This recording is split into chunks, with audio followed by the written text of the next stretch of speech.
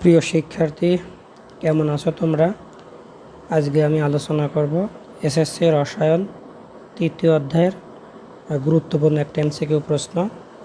Iron 2+ এর N শেলে কতটি electron থাকবে? অনেক সময় এন শেল না বলে এম শেলও বলতে পারে। তো প্রথমে আমরা আয়রন এর ইলেকট্রন বিন্যাস করি। আমরা জানি আয়রনের প্রোটন সংখ্যা বা ইলেকট্রন সংখ্যা হচ্ছে 26। তাহলে 1s2, 2s2, 2p6, 3s2, 3p6, 3d, 4s। আমরা সাধারণত কি জানি, 3dতে ইলেকট্রন দেওয়ার আগে 4s-এ দিতে হয়। তাহলে আমাদের 4s আগে দিব, তাহলে এখানে 18টা হবে, বাকি থাকবে আর 6টা। কেন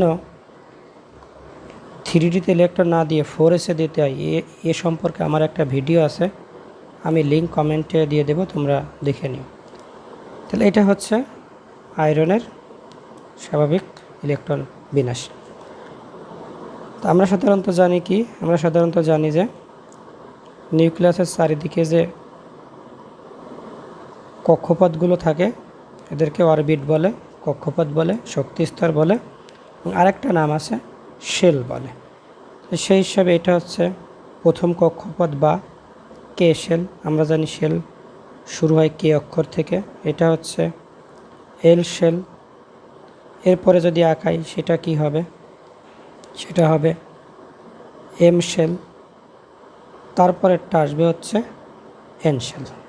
সেই হিসাবে এটা হচ্ছে কে শেল, এটা হচ্ছে এল শেল, এটা হচ্ছে এম শেল, এটা হচ্ছে এন শেল। তাহলে স্বাভাবিক অবস্থায় আয়রনের এন শেলে 2টা ইলেকট্রন আছে, কিন্তু আমাকে বের করতে বলছে দেখো আয়রন 2+-এর। এটাই হচ্ছে মোস্ট ইম্পর্ট্যান্ট বিষয়। তাহলে আয়রন 2+ আর আয়রন এর ভিতরে পার্থক্যটা কি? শুধু আয়রন এটা হচ্ছে মৌল, কিন্তু আয়রন 2+ যেটা, এটা মৌল না, এটা হচ্ছে কি আয়ন। তাহলে মৌল এবং আয়নের ভিতরে পার্থক্য কি? পার্থক্য হচ্ছে যে যখন কোনো মৌল ইলেকট্রন ত্যাগ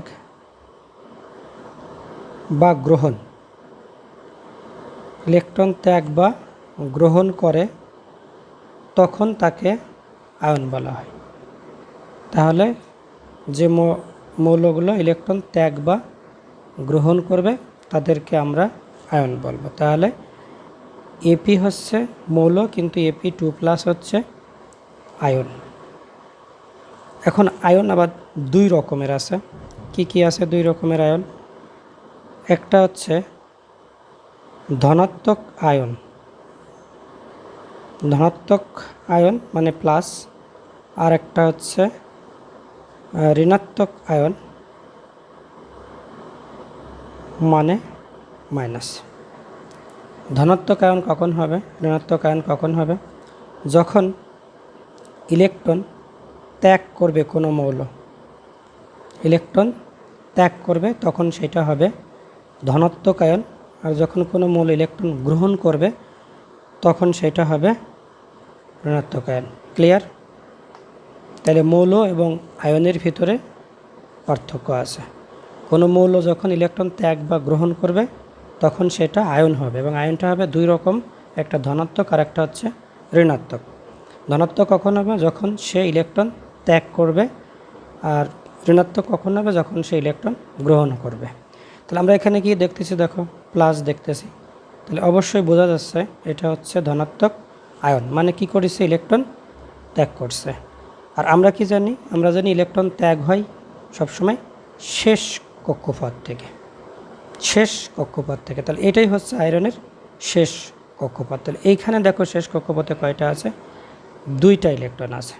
তাহলে 2+ মানে কি? সে 2টা ত্যাগ করে দিবে। এটাই হচ্ছে এই প্রশ্নের মূল পয়েন্ট। তাহলে এখানে আয়রন 2+ মানে হচ্ছে সে তার শেষ কক্ষপথে 2টা ইলেকট্রন ত্যাগ করে দিবে। তো শেষ কক্ষপথে 2টা ইলেকট্রন যদি আয়রন ত্যাগ করে দেয়, তাহলে এই যে শেষ কক্ষপথ এন শেল, এটা কি আর থাকে? অবশ্যই থাকে না, কারণ 2টা ইলেকট্রন চলে গেলে এই কক্ষপথটা দেওয়ার আর দরকারই হয় না। যেহেতু এন শেল থাকেই না, সুতরাং এন শেলে ইলেকট্রন থাকার কোনো কথাই থাকে না। সুতরাং এন শেলে যে ইলেকট্রন সেটা হবে হচ্ছে 0। আশা করি বুঝতে পারছো। তারপর যদি কোনো টপিকস বুঝতে সমস্যা হয় কমেন্টে জানাই, আমি আলোচনা করব। তোমাদের কাছে একটা প্রশ্ন থাকবে লাস্ট, এটা বোঝানোর পরে। যদি আমি বলতাম Fe3+ এর এম শেলে কতটি ইলেকট্রন থাকবে? ইলেকট্রন থাকবে নির্ণয় করা। আশা করি কমেন্টে উত্তরটা জানাবা। তাহলে প্রশ্ন হচ্ছে Fe3+ এর এম শেলে কতটি ইলেকট্রন থাকবে। ভালো থেকো।